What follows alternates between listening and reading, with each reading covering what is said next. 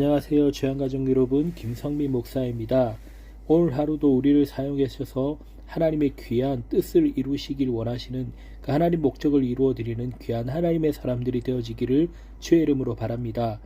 2월 21일 오늘의 주만나는 삶으로 하나님의 뜻을 드러내야 한다라는 제목으로 창세기 20장 1절에서 7절 말씀을 묵상하고자 합니다.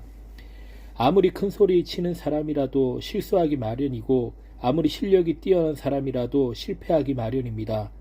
그러므로 전능하신 창조주 하나님을 믿는 우리는 교만해서도 안되고 그 반면에 자신의 실수나 실패 때문에 자괴감을 가져서도 안됩니다. 오히려 한번 걸려 넘어진 돌에 두 번 다시 넘어지지 않도록 유념해야 합니다. 하지만 한번 걸려 넘어진 돌에 두세 번 반복해서 걸려 넘어지는 사람은 정말 어리석은 사람입니다. 그런데 실상 이와 같이 어리석은 사람이 너무나 많이 있습니다. 오늘 아브라함도 그렇습니다. 하지만 하나님은 반복된 아브라함의 실수에도 다시 구원하시고 세우시는 은혜를 베푸십니다. 그래서 우리가 첫 번째로 볼 것은 아브라함의 실수입니다.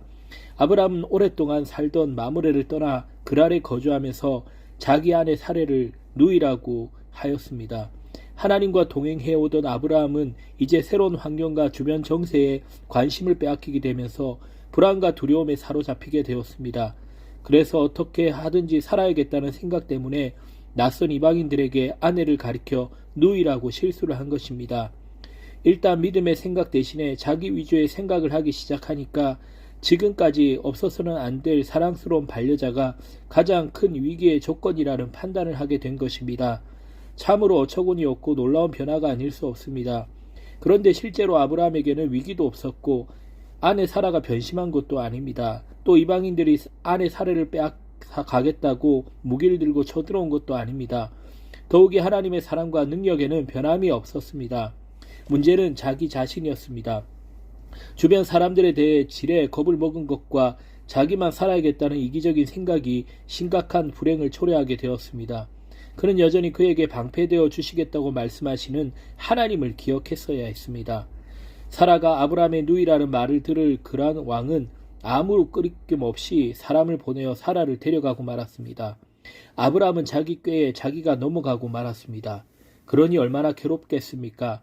사실 아브라함의 이런 실수와 그것으로 말미암은 고통은 두 번째입니다. 창세기 2장 10절 이하에 보면 기근을 만난 아브라함이 하나님을 믿고 의지하는 대신에 애굽을 의지하려 그곳으로 가면서 아내 사라에게 누이라 하라고 시켰습니다. 결국 아내를 애굽 왕에게 빼앗겼다가 아슬아슬한 순간에 하나님의 도우심으로 되찾은 적이 있습니다. 아브라함은 같은 실수를 두 번이나 하게 된 것입니다. 이 실수는 자신만의 안전을 위한 거짓된 행동이었습니다. 즉 믿음의 생각과 행동이 아니라 이기적인 생각과 행동이었습니다. 안타깝지만 우리의 모습도 마찬가지입니다. 하나님을 체험하고 하나님만 의지하는 삶을 살아야지 하는 고백을 하면서도 똑같이 하나님이 아닌 내 생각과 세상을 의지하는 우리 자신들을 발견하게 되어집니다. 하지만 이러한 우리의 실수에도 하나님은 다시 구원하십니다. 두 번째로 변함없이 도우시는 하나님이십니다.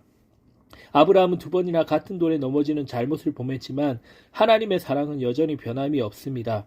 그러나 하나님께서는 몹시 참담해하는 아브라함을 즉시 돕지 않으셨습니다. 처절한 고통을 통해서 불신앙적 생각과 이기적 생각을 버리고 하나님만을 믿고 의지하도록 그냥 내버려 두셨습니다.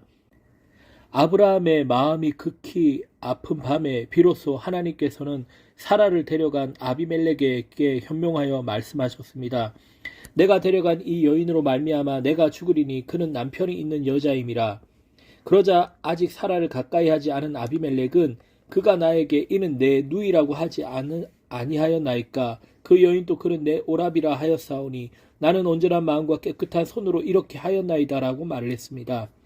소돔과 고모라 성이 멸망한 사건을 통해 하나님을 아는 아비멜렉은 자신의 순수한 동기와 무죄함을 변명하는 것입니다. 그렇다면 아브라함은 남에게 죄된 감정과 죄된 유혹에 빠지게 한 책임이 있습니다. 남에게 죄와 타락의 동기가 되는 사람이 있습니다. 분노와 절망과 불신의 동기가 되는 사람도 있습니다. 심지어 증오와 살인의 동기가 되는 사람도 있습니다. 여러분 항상 남에게 기쁨과 소망의 동기가 되시기를 바랍니다. 아비멜렉의 변명을 들은 하나님께서는 내가 온전한 마음으로 이렇게 한 줄을 나도 알았으므로 너를 막아 내게 범죄하지 아니하게 하였나니 여인에게 가까이 하지 못하게 함이 이 때문이라고 말씀하셨습니다. 하나님의 은혜 중에 은혜는 죄 사함의 은혜입니다. 그러나 죄를 막아주시는 은혜 또한 그에 못지않은 것임을 믿으시기 바랍니다. 하나님은 당신을 마음에 두기 싫어하는 죄인들로 온갖 죄를 저지르도록 내버려 두셨지만 그러나 의인들의 범죄는 반드시 막아주십니다. 아비멜렉의 범죄를 막아주신 하나님께서는 그에게 이제 그 사람의 아내를 돌려보내라. 그는 선지자라. 그가 너를 위하여 기도하리니 내가 살려니와 내가 돌려보내지 아니하면 너와 내게 속한 자가 다 반드시 죽을 줄을 알지니라라고 말씀하셨습니다. 8절에 보면 혼비백산한 아비멜렉은 아침 일찍 일어나 모든 신하들을 불러 자초지정을 털어놓았고 모든 신하들이 두려워했다고 했습니다. 하나님께서는 당신의 선지자인 아브라함의 실수에도 불구하고 그를 깨닫게 한 뒤에 도와주시고 여전히 특별한 관계를 유지해 주셨습니다. 특히 하나님께서는 당신의 종 아브라함의 중보기도에 대해 대단한 의미를 부여해 주셨습니다. 아브라함처럼 신앙 인격을 갖춘 사람이라도 실수할 때가 있고 아무리 실력이 뛰어난 사람이라도 실패할 때가 있습니다. 실상 인간이란 유한한 피조물이므로 실수나 잘못을 저지를 수가 있는 것입니다. 그러므로 전능하신 창조주 하나님을 믿는 우리는 교만해서도 안 되고 그 반면에 자신의 실수나 실패 때문에 자괴감을 가져서도 안 됩니다.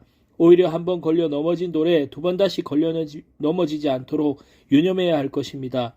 설령 반복해서 넘어진다 하더라도 하나님을 믿고 찾으시면 하나님께서 반드시 일으켜 주십니다. 그 하나님께로 나아가길 주의 이름으로 바랍니다.